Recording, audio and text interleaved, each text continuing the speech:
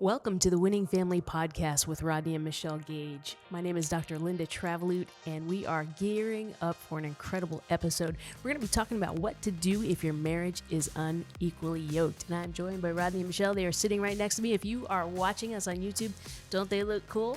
Oh, man. We are super Well, cool. we're, Oh my goodness. but, you know, used to when you were trying to call somebody cool, I guess if that's even a word anymore. We used to call them hipsters. Oh, yeah. But now my son, Luke, always corrects me and said, Dad, you don't use the word hipster. Oh, It's not what's hip the word It's now? not hip anymore. That's right. I don't even I have know. no idea. We got to Yes. get Luke Yeah. I on. guess we got to get a new term for hipster. Okay, But okay. anyway, it's not I- hipster. I think cool will suffice today. You guys are cool.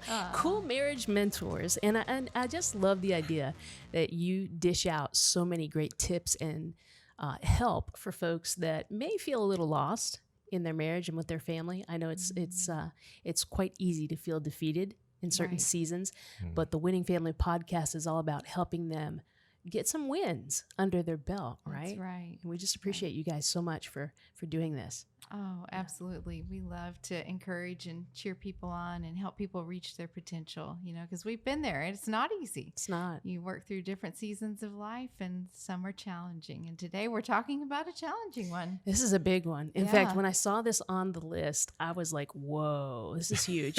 This is huge. I can't wait to hear how you break this down. What to do if your marriage is unequally yoked. And let's just start out by saying the Bible uses this term unequally yoked. And I'll just let you break that down, Rodney, how you would define that from a biblical perspective. And then the question is, what do you do if you find yourself in that scenario, right?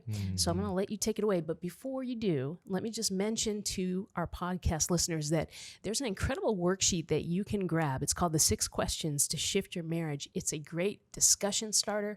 It's a worksheet that you can download if you'll go to thewinningfamilyclub.com. Did I say that right? TheDoubleWinClub.com The Double Win Club. or TheWinningFamily.com. Yeah. Oh, okay. Either one. Okay. Yeah. You think I'd have this down by now? That's But- okay. You can go to our Instagram or our Facebook page and just click on the link. There That's you easy go. too. The That's- Winning Family. That's good. And- Whatever works.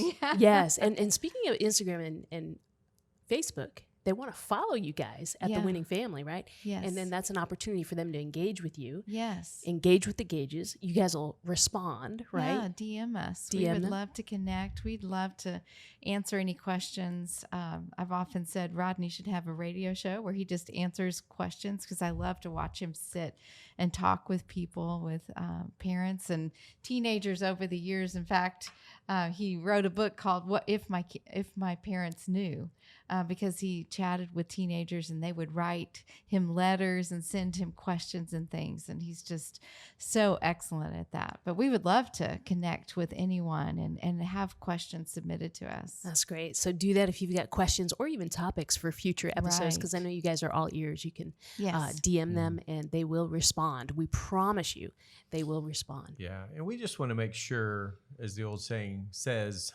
we want to scratch where people are itching. So we want to make sure, too, that we are speaking into areas where people may be just either they're just needing more insight or perspective on maybe hot topics or issues that bring concern, or maybe they're confusing or intimidating, to maybe talk about. And then others that maybe they're just going through some difficult challenges, related to how to overcome certain things. And so we want to come alongside and, again, just speak life and help and hope into them. And this is one of those topics that we're talking about today Right. because, it's interesting in my world, being a pastor now for over 20 plus years. Michelle and I have been in that role, and you're exposed to so many different situations. And, it's amazing how prominent this issue and really this question comes up.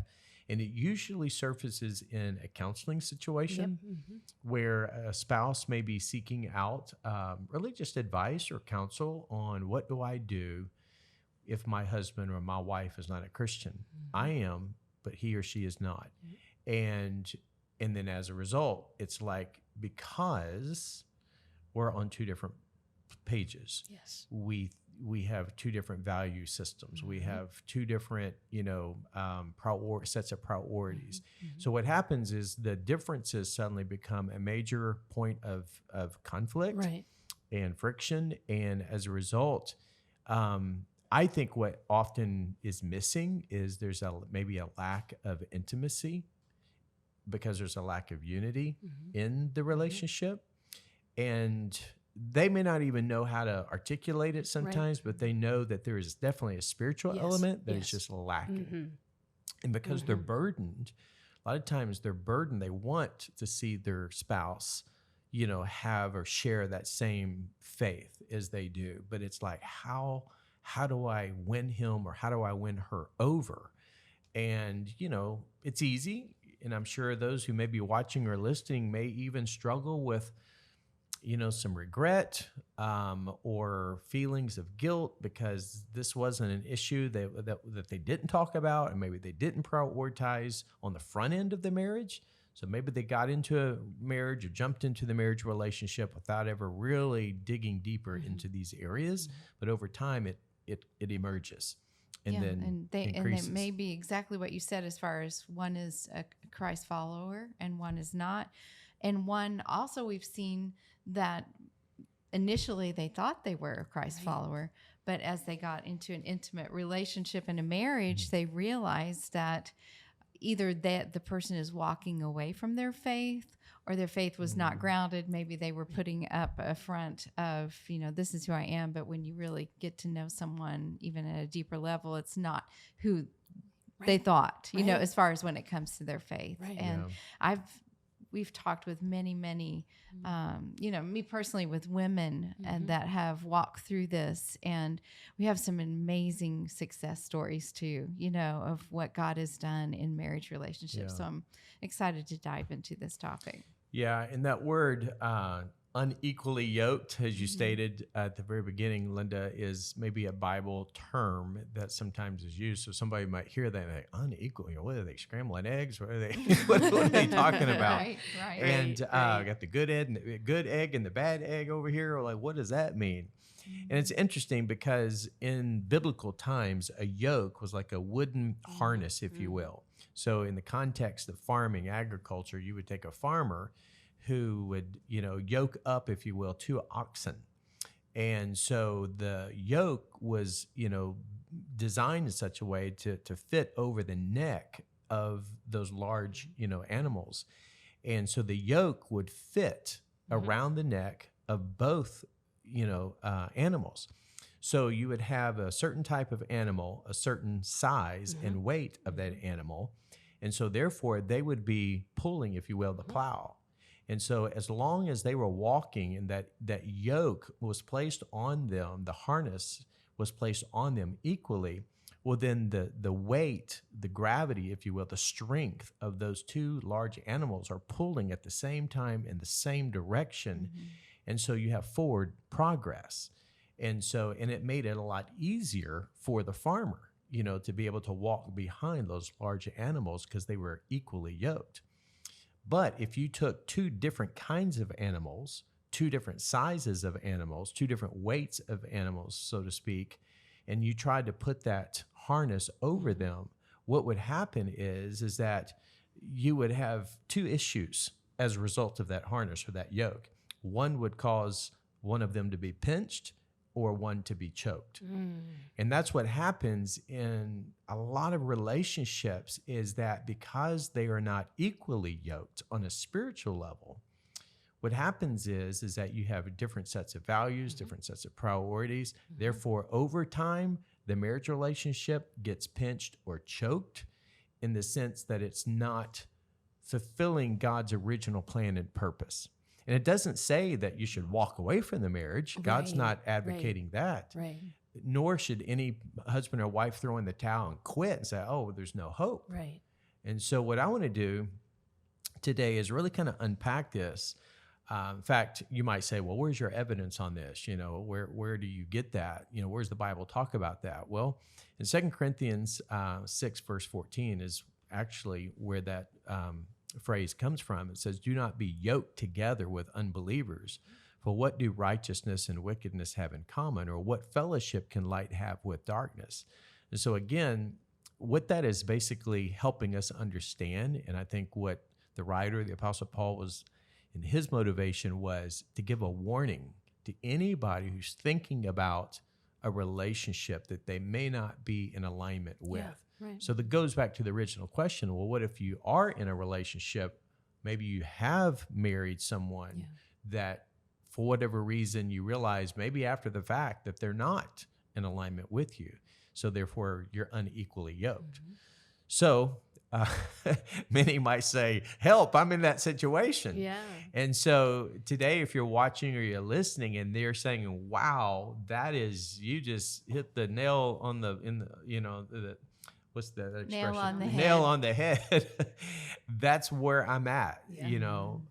I'm in that current situation right now. And it's brought a sense of, difficulty in our relationship because we're not seeing eye to eye. We're not on the same page. Mm-hmm. And that can go, and what happens, that translates a lot of times into maybe just everything from our perspective, maybe even how we raise our children, what decisions we make, how we handle money, all of those day-to-day practical decisions that two individuals are going to obviously work through, and especially in a marriage relationship, those things will eventually over time start butting heads. Yeah. What that is defined as, really just kind of the basic principle behind it, is that when you ask Jesus to be Lord of your life, you receive the Holy Spirit into your heart and into your life. And the fruit of the Spirit is love, joy, peace, patience, kindness, goodness, meekness, self-control, that long suffering. And those are the things that the Spirit wants to produce in our lives. And when we have him on the throne of our lives, so when you're filled with the Spirit, it's like not filling up a gas tank with something. It's actually putting the right driver in the seat and driving your life. Good. So that's where the rub comes, I think. Is the difference between a life that is controlled and filled by the Spirit of God versus a life that is absent of the Spirit of God. Just kind of to the basic core principle down below, if someone doesn't really understand that core principle, and it may be that someone has given their life to Christ after they were married. Maybe a wife gave her life to Christ and then the husband is not a believer, and she is feeling that unequally yoked. It may not be something that she chose ahead of time. Right. Mm-hmm. Right. So what can folks do if they're in that situation? Yeah. Well, I love to be practical, and especially in a very complicated and emotionally charged, topic and conversation as this one is. Because when you're thrown into that situation, it's easy for your perspective and your emotions to get really overwhelmed and clouded. Yeah. So I like to kind of just break it down in a very simple way, but so let's just take the word help, because that's where somebody might be, asking right now is like, okay, well, help me. What do I do? Well, looking at it from this perspective, and I'm going to use a kind of a little acronym, if you will, to kind of serve as some framework here, but harness the help from others. So here's the thing, what I mean by that is get counsel, seek wisdom. The Bible says there's wisdom in a multitude of counselors. So get advisors, get wisdom, allow people to speak into your situation. And they're not speaking into it to judge the other person or to, condemn or criticize, nor are you going to them looking for some glimmer of affirmation that I should throw in the towel and walk away. It's more of just help me to understand. Help me to, maybe it's just having a listening ear. That you can talk to somebody about the situation. Because I think what happens is that, and for those of you that are listening, you may not be able to obviously see what I'm going to illustrate here, but if you're watching this on YouTube, kind of picture a triangle, if you will. And so at the top of the triangle, you have God, and at the bottom of both ends of the triangle, you have the husband and a wife. And so the goal is that both husband and wife are individually pursuing God, But here's what happens. A lot of times you may have one spouse that's pursuing God, but the other one is not. And so what happens is that there's now a disconnect. Rather than you both pursuing God, but where there's oneness and unity, so you go closer to God, you get closer to each other. There's spiritual unity and physical unity that happen there, and emotional unity. But at the same time, if one is pursuing God up here and the other one is not, it's easy sometimes for that spouse who's up top to reach down and try to pull the other one up. But in the midst of doing that, a lot of times we may find ourselves guilty of accusing or condemning or trying to manipulate or using guilt or whatever form, of motivation that we're trying to get them to move up, toward God.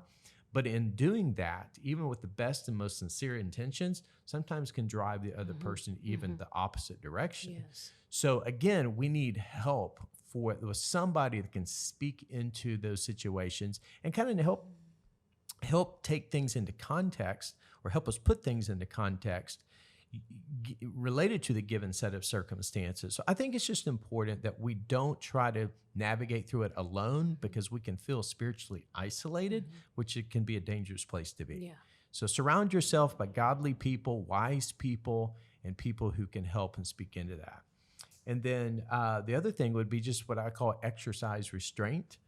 And so what I mean by that is that, again, rather than belittling our spouse, condemning them for not being what they could be or should be, or judging them, comparing them to this person or that person, just rather than going there, because I think all that's going to do is create more animosity and division. But what we want to do is we want to do everything we can to just exercise self-control in that way. Instead of allowing something to come out of our mouth, hold back on that. And I think it's just, and that's hard to do. That's why we need to do it. Michelle was just talking about a while ago, just rely on the Holy Spirit to fill us and to control us in that way. Another one is just live your faith. Don't just talk about it. So don't just talk about going to church. If you claim, that you're a believer, then okay, we'll go to church by yourself. Take the kids to church. Right. Read your Bible. And don't do it in a way that's not sincere and genuine either. Right. But let them see you reading a devotional. Yeah. Let them see you praying. Let them hear your worship music. Yeah. Let them watch you go out the door with the kids to go to church. Because all of that over time can speak louder than any words that we could say. The actions are going to speak louder. I love what 1 Peter 3 verses 1 through 2 says. In the Living Bible, it says, if your spouses refuse to listen to you when you talk to them about the Lord, they will be won by your respectful, pure behavior. Your godly lives will speak to them better than any words.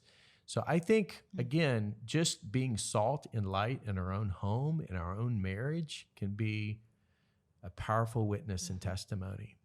And then the last one is pray, pray, pray. In other words, don't ever give up. Don't stop praying for your spouse, and even mobilize other friends that can stand with you in prayer and believe that God can change the heart, that God can change the ways. And I want to give a little quick testimony, because we've shared, we've walked through this situation so many times. We actually had some friends of ours years ago who went through, they had been married for many years, children, multiple children, beautiful family. Long story short, went through a very painful divorce. And they thought it was done. It was over. And so they officially finalized their divorce, went their separate ways. But both of them were miserable. They were miserable being apart from each other. They thought that was going to solve the problem, but they realized the grass wasn't greener on the other side. And so they begin in many ways to kind of regret the decision that was made. A couple of years goes by, and they still remained close because of the kids, and they tried to work together. One thing led to another. They actually ended up having a meeting, And the meeting kind of went along the lines of, what if we took it slow? And what if we gave it a second chance? What if we got some accountability? What if we started making some changes? And those what ifs started turning into some date nights. And those what ifs started turning into Yeah. Beautiful. Beautiful story. Yep. Get emotional to talk about it because I've seen this happen so many times. Here's the thing. Those what ifs suddenly turned into a meeting with myself where they both came into my office one day and they said, what if we got remarried? They said, would you be willing to remarry us? And I was like, man, that's the greatest honor, you know? And I just want to say to any couple out there who is being pulled apart, I'm convinced, you know, what Jesus said in John 10:10, the devil, the thief, has come to steal, kill, and destroy. And he wants nothing more than to wreck your hopes, your dreams, your aspirations. You know, he wants to take everything good out of your life and out of your heart and out of your marriage. He wants to rob that. He wants to destroy it. And, but Jesus said, I've come that you may have life and experience it to the full. And I think it's just a matter of only God could do something like that. You know, I believe in counseling, and I believe in reading good books, and I believe in going to marriage seminars and retreats and conferences. I believe in doing anything and everything you can. But there comes a point where only God can step in and supernaturally change the heart of a person. You cannot change your spouse. We can only change ourselves. With God's help, we can only change ourselves. But only God can change the heart of our spouse. And so that's the reason why we just have to pray. We have to believe in faith that God can do what we can't, and never give up. Don't throw in the towel. And you know what? Even if you did, you know, already decide to divorce and you've gone your separate ways, you know, and again, that's a whole nother podcast in and of itself there. But the point of the matter is that if you're still in that place of singleness and your spouse, former spouse, let's say, has not remarried, then, you know, if there is a desire to rekindle and to reunite that marriage relationship that has been broken, well, maybe God could restore that. And so again, don't write God off. God can do anything.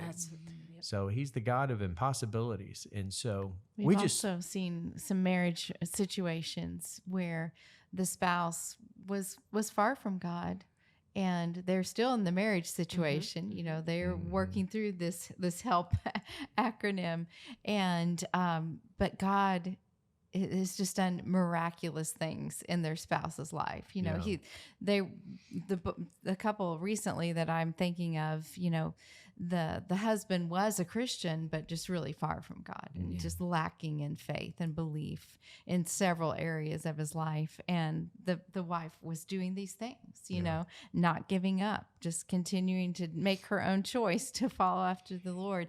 And God did an incredible work in the husband's life. And now the husband challenges the wife. So don't give up. You know, he is the one leading and pressing the way in his faith. And it can happen in a year. It can happen in a month. God can do miraculous things. So don't give up. That's it. Don't give up. Wow. What a way to end the episode, unless you've got more. No, I mean, what Michelle just emphasized is the key is don't give up. Don't give up on God either, you know, and God's timetable. It may take longer than what you would want, but, you know, let me just say this, and as we wrap this up, because this can be very complex because there's so many circumstances. Because again, somebody may say, well, what about abuse? Or what about pornography? What about an affair? What about this? What about that? We're not discounting any of those. Are all real factors. However, God can still change the hearts. That's right. He can rebuild what has been broken. God can do the impossible if we give him the opportunity to do so. Yes. But both parties have to be willing to do that. That's right. So, But God can do it if we'll give him the opportunity. That's right. There's hope, and don't give up. Yeah. Right? Awesome. Thank you, guys. This has been a very touching episode, and we hope that you, the listener and viewer, will share this episode, because I guarantee you there's someone in your life that needs to hear this, and it could possibly save their marriage, right? Save their family. So listen, if you'd like to have more of Rodney and Michelle's mentoring, go to thedoublewinclub.com. You can sign up for 30 days of mentoring for free. What an incredible gift. You'll also get an opportunity to get the Double Win. This is Rodney's newest book, The Double Win, 8 questions everyone must ask when at work and at home. You can get that absolutely free for signing up for the mentoring program. And until next time, we want to encourage you to rate and review the podcast. Also, you can DM Rodney and Michelle on Facebook and Instagram. It's called The Winning Family, right? Mm-hmm. They'd love to hear from you. Any questions that you have, any comments, we'd love to hear how this podcast is touching your life. So until next time, thanks for joining us.